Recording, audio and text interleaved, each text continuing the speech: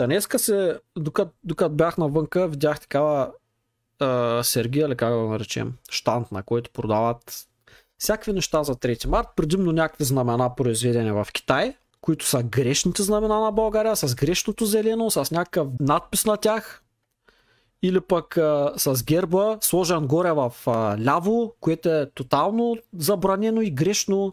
В Конституцията пише, че няма нищо на знамето и така нататък. Тия са произведени в Китай. Като видите такова знаме, моля ви се, ако купувате знаме за 3 март, не си купувайте знаме, което е с герб горе в ляво. Това е грешно знаме и най-вероятно не е произведено в България, защото в България не са произвеждат такива знамена. Тези знамена ги вкарват от Китай и от Турция. Това е грешното знаме. Значи, като видите, че зеленото е като не е тъс тук детска игра и това зелено е тук, това е грешно. Всичко друго, по-светло, по-тъмно, по-към жълто, по-свежо зеленото е грешно зелено. Тези знамена, като ги видите, те не са български. Не ги купувайте. И не купувайте знаме с герб горе най-вече горе вляво. Той в средата, дето е голям герб, долу горе съм склонен да го приема. Въпреки, че и то е грешно. На знамето българското няма нищо. Ако сте наистина големи родолюбци, купете се такова знаме обикновено. Те няма нищо на него. Това е знамето. Всичко друго е някаква импровизация. Надписи, глупости не. Поред Конституцията нищо не трябва да има на знамето, освен бяло, зелено, червено.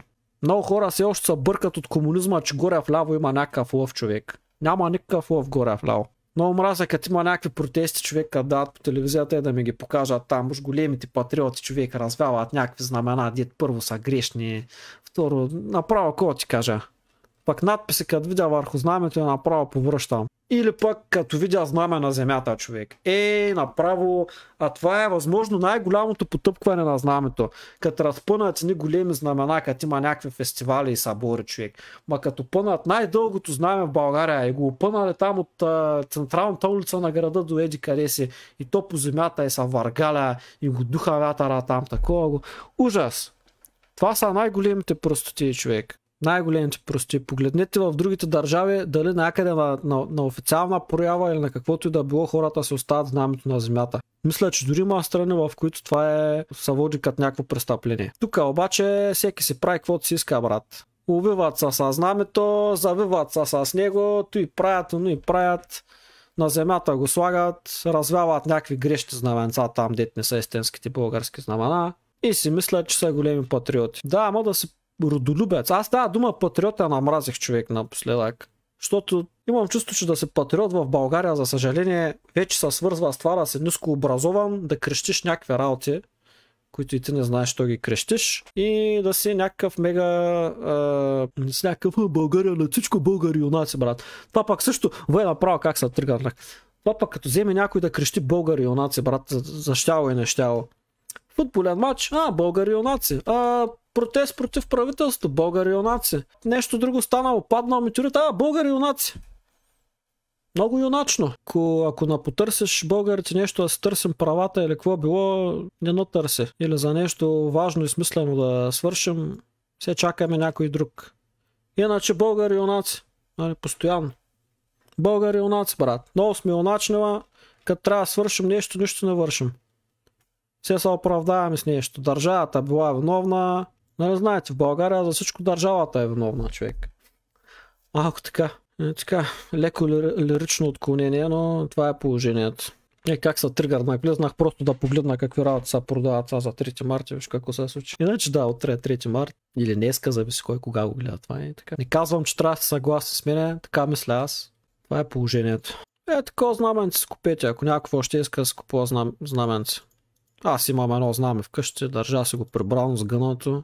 Някой път си го изкарвам, закачам си го в стаята, нали, не парадирам с него. Купете си някакво знаме, дето да е с истинските цветове, правилните, и това е. Не купувайте никакви знамена тук, ма с левски стипосан на знамето, ма някакъв надпис, ма горе някакво лъвче да има, ма в средата голям лъв е стипосан. Не, това е знамето, човек. Аз съм любител вексилолог, харесвам знамена, увличам се да чета за тях. Забранено е. Това е знамето на България. Който не вярва да се разрови да прочете. Информацията е свободна за всички, достъпна е в интернет. Живеем 21 век, всичко е безплатно вече, като информация почти. Така че направих голямата грешка да почна темата за родолюбието с един таксиджия вчера и направо не искаше да ме пуска. Аз момче като вляза в такси гледам въобще да не говоря за таксиметровите шофьори, защото не знам за кой ще почне да ме говори. Знака държавата не е ли народа хората? По принцип да. Точно за това да кажеш, че държавата ти е виновна за нещо, няма никаква логика, момче. Никой не ти е виновен за нищо, брат. Просто хората още имат някакъв менталитет от едно време, че държавата за всичко им е длъжна. Че всичко трябва да получат на готово, даром. Ма то не става така. Като искаш нещо, работиш за него, бориш се. Каквото и да е, дори да е проблем, дори да е някаква несправедливост, дето се случва в държавата, просто работиш по нея. Не ходиш да крещиш българи юнаци и после да казваш бах ти тъпата държава, защото цял живот крещиш българи юнаци и този живота се минал, брат. Обаче държавата не се е подобрила, защото всички правят като тебе. Примерно. Не казвам, че всички са те. Та така, казвайте, че сте родолюбци. Не казвайте, че сте патриоти, защото патриот се превърна в гадна дума, поне за мен. А мисля, че и за много други хора. Как става промяната от самите нас? Така е, Митко. Това е най-трудно.